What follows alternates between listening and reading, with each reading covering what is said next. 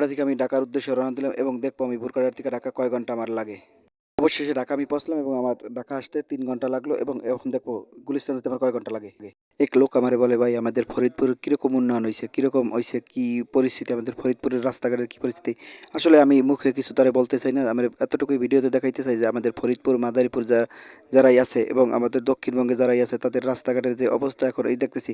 আসলে আপনি যদি প্রথমে যদি ফরিদপুর দিয়ে আসেন বা বাঙ্গার কোনো রাস্তা দিয়ে দেখেন তাহলে মনে করবেন কি আসলে এটা হয়তো বিদেশের কোনো রাস্তা। যদি এই টেম্পু বা নসিমন করিমন এগুলো যদি আসলে না থাকতো তাহলে সে আসলে মনে হতো কি এটা আসলে যে কোনো ইউরোপের রাস্তা। কিন্তু ইউরোপের রাস্তার মতোই সব কিছু হয়। কিন্তু আসলে এই যে ট্যাক্সি অটোরিকশা যেগুলো দেখতেছেন এগুলো দেখলে আর মনে হইবে না যে এটা আসলে মূলত অন্য কোনো বাইরের রাস্তা। এটা মনে হইবে হয় এটা বাংলাদেশের ভিতরে। কিন্তু আরও একটা জিনিস আছে আমাদের চোখে যেটা বললো তা হলো কি রাস্তার সাইডে যে ময়লা আছে এই ময়লাগুলো আসলে মূলত তারা সেরকম সাফাই করে না, সেরকম ধোয়া পাকলাও হয় না আর ময়লাগুলো পরিষ্কার হয় না। আর আমরা দেখতেছি রেল স্টেশনে যেরকম আছে রেল স্টেশনে যে রং ঠং যে লাগানোর দরকার আসলে রেল স্টেশনে সেরকম রঙের কাজ করানো হয় না। এই কারণে হয়তো বাইরের সিস্টেম দেখাইবে না। কারণ দেখাইবে না এই পর্যায়ে যে এখানে আসলে মূলত যেই কাজগুলো থাকার বাইরের রাস্তাগুলো হয়তো পরিষ্কার। আমি যদি আরেকটা রাস্তা দেখেন এই রাস্তা মনে হয় সেরকমই লাগতেছে বাহিরের রাস্তার মতো। কিন্তু আসলে এই বাহিরের রাস্তার মতো লাগলেও এখানে যে পরিষ্কারটা থাকে, যে সাফাইটা থাকে, যে পরিষ্কার পরিচ্ছন্নতা করা আসলে মূলত আমাদের রাস্তায় সেরকম হয় না। আমি যদি আরেকটু আপনি একটু দেখতেছেন যে এই রাস্তাগুলো আসলে এত সুন্দর দেখার মতো।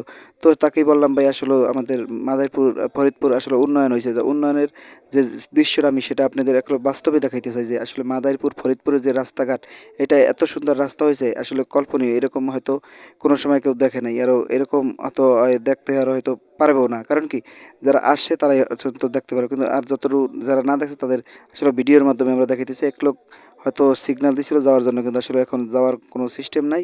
কারণ আর লোকজন উঠায় নাই আর হয়তো তিনি বলতেছেন যে না ভাই লোক আর উঠানো হবে না। তো যে রাস্তার কথা বলছিলাম যে আসলে ফরিদপুরে যদি রাস্তা দেখেন এই যে এটা হলো বাঙ্গার মোড়। আর বাঙ্গার মোড়ের যে সিস্টেমটা দেখেন আমরা দেখছি পিছে যে টোল দিছে, টোলের কাজটা শেষ করার পর এই যে এখন যে দেখতেছেন যে এটা বাঙ্গা। আসলে বাঙ্গার এই জায়গায় আসলে মনে হবে কি এটা হয়তো আমরা যে কোনো বিদেশের একটা কান্ট্রিতে আছি। আসলে এটা বাংলাদেশ হবে না। এখানে এই সিস্টেমটা যদি আপনি দেখেন একটু যে আসলে এটা আমাদের বাংলাদেশ মনে হয় না। কারণ কি এখানে যে পরিস্থিতি আর যেরকম রোডের পরিষ্কার আসলে মনে হয় আমরা যে ইউরোপে হয়তো বসবাস করতেছি এরকম লাগতেছে। হয়তো আমরা কিছুক্ষণের মধ্যে হয়তো পদ্মা সেতুর উপরে উঠে যাব। পদ্মা সেতুর যে টোল এই টোলটা হয়তো মূলত আমাদের এখন পরিশোধ করতে হবে। এই জন্য গাড়িতে আস্তে আস্তে টান দিতেছে, দেখতেছেন যে হয়তো তারা সামনে চালিয়ে যাইতেছে কারণ টোল পরিশোধ করার জন্য। এখানে আমাদের আরেকটা মাইল ফলোয়ার কারণ এই পদ্মা সেতু, এই পদ্মা সেতুর জন্য অনেক আমাদের অপেক্ষা, অনেক দেন দেওয়ার পর অনেক গ্যাঞ্জাম অনেক কিছু হয়তো হয়ে গেছে। পদ্মা সেতু হয় না কিন্তু অবশেষে আমরা পদ্মা সেতু পেয়ে গেছি। সেই পদ্মা সেতুর পর এখন বর্তমান যে স্বপ্নের পদ্মা সেতু সেটার উপরে হয়তো এইটা নিয়ে আপনারা কয়েকবারই দেখছেন যে পাকিস্তান ইন্ডিয়া তার বহুতবার নিউজ করছে যে বাংলাদেশ দেখো যে আজকে কতটা ডেভেলপমেন্ট হয়ে গেছে বাংলাদেশের। আজকে যে অর্থনৈতিক কতটা চাঙ্গা সে এইটা নিয়ে তারাও অনেক সময় কথা বলছে। আসলে সেই পদ্মা সেতুতে আমরা কিছুক্ষণের মধ্যে হয়তো উঠে যাব। কিন্তু এখন ধরে আমরা পদ্মা সেতুতে কিন্তু আসিনি। এখন ধরে বাঙ্গার যে রাস্তাগুলো আছে এই রাস্তাগুলোতে আমরা কিন্তু এখন অবস্থান করতেছি। আসলে এখানে কিছু লোক হয়তো উঠাইতেছে। এটা হলো বাসের একটা ধর্মগত স্বভাব। কিন্তু এদেশের বাসগুলো এইরকম জায়গায় জায়গায় এই করে রেড করে লোক উঠায় এবং আর আমাদের দেশে আরেকটা সিস্টেম আছে যে গাড়ির ভিতরে থাইকা চকলেট, চানাচুর এইটা বাঙ্গারি বুঙ্গারি কত কিছু আছে যে এগুলো বিক্রি করে। এ ভাই চকলেট নিবেন নাকি? এই ভাই পানির বোতল আছে, এই ভাই বাদামি আছে, এরকম বিভিন্ন হয়। এটা মূলত আমাদের দেশেই হয়, হয়তো বাহিরে এরকম হয়তো কোনো সময় আমরা দেখি নাই আর এগুলো হয়ও না। কিন্তু এখন দেখতেছেন যে আস্তে আস্তে করে গাড়িটা কিছুটা হলেও তো তিনি চালিয়ে যাইতেছেন। আর এখানে যাত্রীরাও আছে মূলত এখান থেকে বিভিন্ন ধরনের যাত্রীরা বিভিন্ন জায়গায় যাওয়ার জন্য হয়তো তারা এখানে বসে আছে এবং যাইবেও। সেই জন্য কিছু মালামাল আছে যে গাড়ির একটা কেবিন আছে, কেবিনে হয়তো নিতেছেন এবং কেবিন জায়গায় দিতেছেন। ওই কেবিনের ভিতরে হয়তো মালটা রাখবো। মাল রাখার পরে কিছুক্ষণের মধ্যে আমাদের গাড়ি টান দিব, আমরা রওনা দিছি। ঠিক আমাদের সামনেই হয়তো পদ্মা সেতু আসবে এবং এই পদ্মা সেতু আসলে আমরা পদ্মা সেতু দেখবো এবং আপনাদের দেখাবো। আবার কিছুক্ষণের মধ্যে আরেকটা স্টেশন আসলো, এখানে বহুত স্টেশন আছে। আসলে এখানে বহুত গাড়ির বহুত স্টেশন, আর বহুত স্টেশনে থেকেই তারা মূলত লোকজন এখানে উঠায়।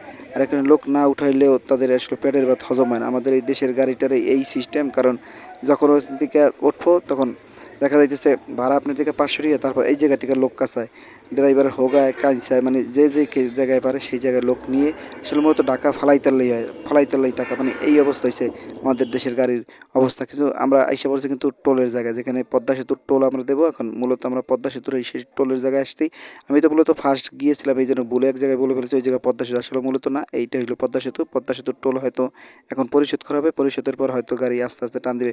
আসলে মূলত পদ্মা সেতুর এখানে আসলে মূলত বেশিক্ষণ লেট করা লাগে না, মূলত হয়তো টাকাটা নির্ধারিত করা থাকে যে একটা গাড়ির কয় টাকা দেওয়া লাগবে, সেই হিসেবে তারা টাকাটা নিয়ে নেয়, নিয়ে নেওয়ার পরেই গাড়ি হয়তো ছেড়ে দেয়। আমরা এখন মূলত যে পদ্মা সেতু, স্বপ্নের যে পদ্মা সেতু, সেই পদ্মা সেতুর উপরে উঠছে। আপনারা জানেন যে পদ্মা সেতুর ইতিহাস বলি, হয়তো এক দুই রাইতে পদ্মা সেতুর ইতিহাস শেষ হবে না, কারণ এই পদ্মা সেতু আমাদের সাবেক যোগাযোগ মন্ত্রী সৈয়দ আবুল হোসেন এটা কেলেঙ্কারি ছিলেন, পরবর্তীতে তিনি এইটার নির্দোষ হয়েছেন।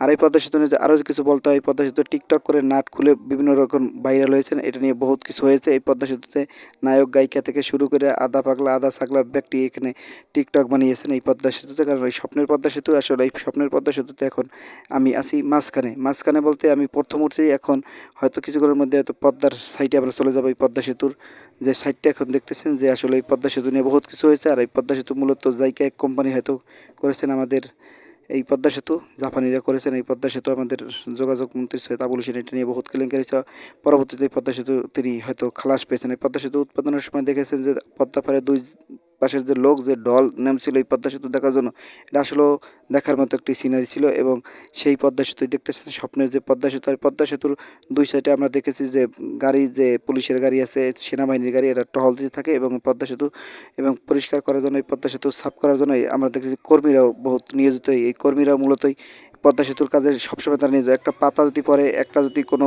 ময়লা পড়ে, সেই ময়লাটা মূলত এখানে পরিষ্কার করার কোনো পাতা পড়ার কোনো এখানে সিস্টেম নেই। দেখা যাচ্ছে পলিটিন, আপনার বোতল, এরকম বিভিন্ন ধরনের হয়তো মানুষ এখান থেকে ফিক্কে মারে, সেজন্য আসলে মূলত তারা এগুলো সাফাই করে। আর এখানে কোনো মানুষ আপনি টিকটক মিকটক এই সমস্ত জিনিস হাবি জাবি শক্কর মক্করে সস্তা বিনোদন এখানে বানাইতে পারবেন না। মূলত গাড়িটা কেরানীগঞ্জে থেমেছে এবং কিছু লোক যাত্রী যারা আছে তারা নামতেছে, এবং অবশ্যই যাত্রীদের যে মালামাল আছে কেবিনে, সেই কেবিন থেকে মালা নিতেছে। আর কিছুক্ষণের মধ্যে গাড়িটা হয়তো ছেড়ে দিবেন, আমরা দেখতেছি হয়তো গাড়িটা ছেড়ে দিয়েছেন। এবং গাড়ি ছেড়ে দেওয়ার পর আমরা কিছু দূর, আমরা এই যে স্টেশনটা আছে দেখাইতেছি, গাড়ি একটার পর একটা ক্রস দিতেছেন। আমরা এই স্টেশনটা কেরানীগঞ্জের যে স্টেশনটা, সেই স্টেশনটা আমরা দেখাইতেছি। এখানে বহুত লোক আছে যারা মূলত হেঁটে তার গন্তব্যস্থানে, যার চাকরি আছে সেই চাকরি স্থানে যাইতেছে। এবং রাস্তাগুলো দেখতেছে যে কেরানীগঞ্জের রাস্তাগুলো আসলে মূলত এখন বহুত বড় করা হয়েছে, আগের বার এই রাস্তাগুলো ছিল না। আমরা একটু দেখতেছি যে হয়তো এখানেও হয়তো কেরানীগঞ্জের যে রাস্তার ওই সাইডটাও সামনে, এটা কেরানীগঞ্জ আসলে মূলত বহুত দূর, কিন্তু এই ক্ষেত্রে এখানে কিছু লোক হয়তো দুটো মহিলা নামতেছে, যেমন তাদের মালামাল যেটা আছে এই মালামাল নিয়ে মূলত তারা এই জায়গায় নামবে। এবং একটা অটোরিকশা এগিয়েছে, আমরা কিছুক্ষণের মধ্যে আবার গাড়িটা টান দিয়েছেন। গাড়ি টান দেওয়ার ক্ষেত্রে গাড়ি সামনে চলে যাইতেছেন, আমরাও কিছুটা সাইড দেখাইতেছি যে আসলে মূলত গাড়ি এক সাইডে রাখছে। দেখছেন যে গাড়ির দুই সাইডেরই লোক আছে, এবং লোকের লোকান্ত আর সব জায়গায় হয়তো রয়েছে। এবং কিছু কিছু টাইমে যেরকম লোক ওই সাইডের থেকে উঠাইছেন, সেরকম লোক এবার এখন নামাইতে হচ্ছেন জায়গায় জায়গায়। এই গাড়িগুলোর একটাই একটা সমস্যা, সমস্যা হলো যে জায়গার থেকে লোক উঠাইবে আর জায়গায় জায়গায় নামাইবে, এটা মানে লোকাল বাসের মতো করে ফেলাইছে। ঠিক আছে, আপনি যদি 400-500 টাকা দিয়েও যান, কোনো আসলে কোনো এইগুলা কোনো লাভ নেই। আসলে আমার গন্তব্যস্থানে অবশ্যই আমরা এসে পড়ছি, এবং আমরা দেখাইতেছি যে যে স্থানে আছে এটা আসলে মূলত কেরানীগঞ্জ। এই কেরানীগঞ্জের থেকে আমরা চলে যাব এখন মূলত। দর্শক, আমরা ঢাকা আইসা পৌঁছে গেছি, এবং এই ঢাকা আসতে আমাদের মাত্র মাদারীপুরের থেকে 3 ঘন্টা লেগেছেন। এবং 3 ঘন্টা এখন আমরা দেখবো এখান থেকে গুলিস্তান যাইতে, কেরানীগঞ্জ থেকে গুলিস্তান যাইতে কয় ঘন্টা লাগে। অবশ্যই আমি গাড়ির জন্য এদিক ওদিক তাকাইতেছি, আসলে গাড়ি কোনো জায়গায় মিলতেছে না। এদিক ওদিক একটু ধরতেছি ক্যামেরাটা, আসলে দেখি গাড়ি পাই কিনা, আসলে কোনো গাড়ি মিলতেছে না। হঠাৎ করে কিছু লোক ওদিক দৌড় দিচ্ছে, আমি দেখতেছি হ্যাঁ গাড়ি এসছে, আমিও লোক দৌড় দিই, বাবার ধরে যে আস্তে আস্তে আস্তে যাই দিতে গাড়ি যাই দিতে ওই যে রাই রাই রাই গাড়ি যাইতেছে ভাই, দেখি ওই গাড়িটা আমার ধরতে হবে এবং ওই গাড়িতে আমি উঠবো। এখন দেখতেছি গাড়িতে ভাই আসলে সবাই দৌড়ে উঠতেছে এটা। এখন আমি অবশেষে গাড়িতে উঠলাম, গাড়িতে উঠলে হয়তো আমি দেখাইতে চেষ্টা করছি আমি আসলে মূলত এই গাড়িতে উঠছি। ওঠার পর আস্তে আস্তে দেখি যে আমার সিট যেটা আছে, আমি সিটে বসার চেষ্টা করবো। আসলে গরম প্রচুর, কারণ ঢাকা শহর প্রচুর গরম, আসলে যে না আসবে সেটা বুঝবে না। অবশ্যই আমি উপরে আইছি, যে আসলে নিচে প্রচুর গরম, উপরে যাই। এখন দেখা যায় জাম, এখন আমরা দেখা যাইতেছে এই গাড়ি 5 মিনিট চলতে না চলতেই ঢাকা শহর জাম। কিন্তু এই জামের ক্ষেত্রে আমরা একটু বেঁচে রয়েছি, এবং দেখাইতেছি সাইটে যে আপনার ঢাকা শহরের চিত্রগুলো কিছুটা হইলে দেখাইতেছি। আবার এক জায়গায় এসে আমরা এখানে দেখতেছি জাম, মানে গাড়ি মূলত 10-15 মিনিট চলার সাথে সাথে আবার জাম বাজে, এরকম জাম। কিছুটা একটু টান দেয় আবার হালকা করে ব্রেক মারে, একটু টান দেয় হালকা করে ব্রেক মারে, এই অবস্থা।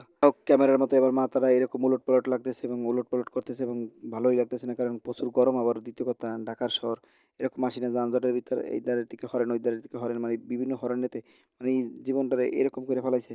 যাক, তারপর যাইতে হবে আমার যে গন্তব্যস্থান, সেখানে যাব। কিন্তু দেখতেছি যে কি অবস্থা মানুষের, দেখেন পারাপারের, আমরা বাঙালির এমন হয়েছে যে পারাপারের জায়গা থাকার পরেও আমরা কি করি, আমরা যে কোনো জায়গার দিকে মানে চিপা চাপা পাইলে আমরা ওপার যাওয়ার চিন্তা ভাবনা করি। এত ঝুঁকিপূর্ণ, অনেক ঝুঁকিপূর্ণ থাকে।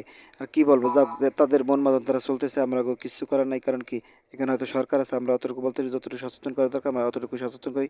ফির আবার জাম, এইটা দেখতেছেন যে গাড়ির ওই মাথা থেকে এই মাথা পর্যন্ত যে প্রচুর জাম যে লাগিয়ে হয়েছে, এবং এই লাগার কারণে মূলত একটা গাড়ি দেখছেন আরও করে এদিক দিয়ে ঢুকতেছে, মানে এটার কারণে একটা জাম হয়েছে। ঢাকা শহরে শৃঙ্খলা না থাকার কারণে যে কি একটা সমস্যা, তাতে একটা ট্রাফিক সার্জনে কতবার মানুষের কীরকম বুঝাইবে, আসলে এটা বোঝানোর বড় মুশকিল। দেখেন এদিকে বাড়ি দিয়ে ওদিকে বাড়ি দিয়ে আসলে বোঝানোর চেষ্টা করে, কিন্তু আসলে কেডা কার কথা শুনে, এই অবস্থা হচ্ছে ঢাকার।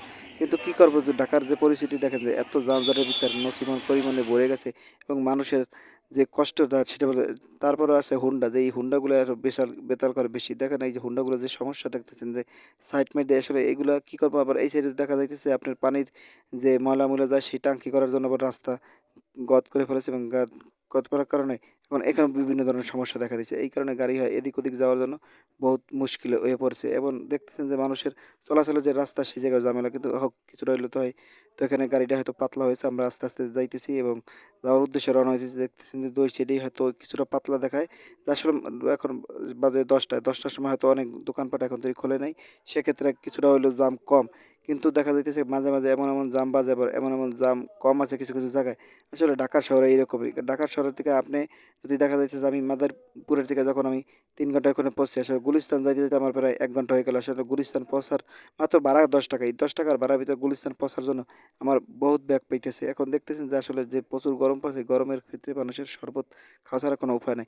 অবশেষে যখন আমরা গুলিস্তানের এখানে আসছি, এখানে একদম বিভিন্ন ধরনের জামা কাপড় অনেক কিছু হয়তো এখানে যে ডাকিয়ে বলে ১০০-১৫০ এরকম মানে বলতেছে।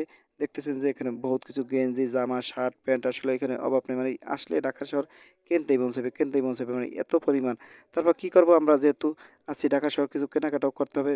কেনাকাটাও তো করবো। আপাতত আমরা দেখতেছি যে আসলে কি কেনা যায়।